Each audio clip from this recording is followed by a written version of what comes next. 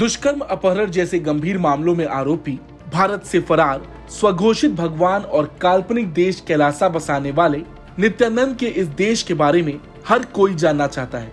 यह देश कहाँ है, यहाँ सरकार कैसे चलती है, इसकी नागरिकता कैसे मिल सकती है, ऐसे तमाम सवाल लोगों के जहन में बस चुके हैं। और अब खुद नित्यानंद ने एक प्रेस कॉन्फ्रेंस करके ऐसे सवालों के जवाब दिए हैं। कैलासा की प्रामाणिकता के बारे में पूछे जाने पर नित्यानंद ने कहा कि हम प्राचीन प्रबुद्ध हिंदू सभ्यता राष्ट्र के पुनरुत्थान हैं। हालांकि कैलासा कैसे काम करता है, क्या यहाँ चुनाव होते हैं और क्या यहाँ जन्म प्रमाण पत्र, पासपोर्ट जैसे जरूरी डॉक्यूमेंट भी जारी किए जाते हैं, इन सवालों के जवाब में नित्यानंद ने बताया कि सॉवरेन ऑर्डर ऑफ माल्टा की तरह कैलासा कई संस्थाओं और गैर सरकारी संगठनों, मंदिर और मठों के माध्यम से कई देशों में संचालित होता है।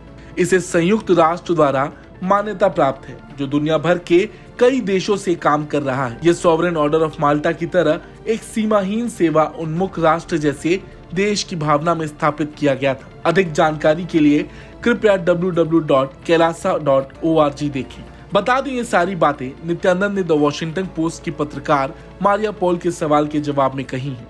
उसने अपने सवाल जवाबों को बकायदा ट्विटर पर भी शेयर किया है।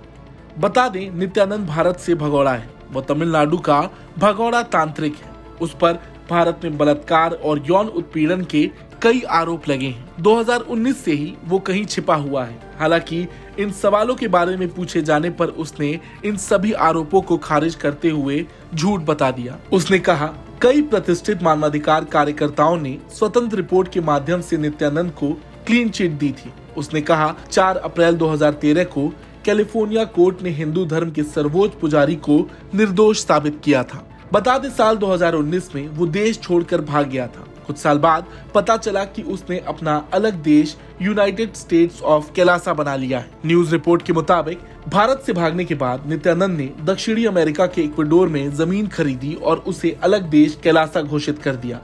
हालांकि अभी तक इसकी आधिकारिक पुष्टि नहीं हो पाई है। पिछले महीने इस तथाकथित देश के प्रतिनिधियों ने संयुक्त राष्ट्र की बैठक में हिस्सा भी लिया था, जिसके बाद से नित्यानंद फिर से चर्चा में आ गया। कैलासा की प्रतिनिधि विजयप्रिया नित्यानंद ने दावा किया था कि नित्यानंद के देश की 20 लाख आबादी है और दुनिया के 150 देशों में कैलासा की एम्बेसी या एनजीओ है। वहीं आबादी को लेकर कैलासा की वेबसाइट पर दावा किया गया है कि हिंदू धर्म को मानने वाले 200 करोड़ लोग उसके देश के नागरिक हैं। ब्यूरो रिपोर्ट, भारत तक।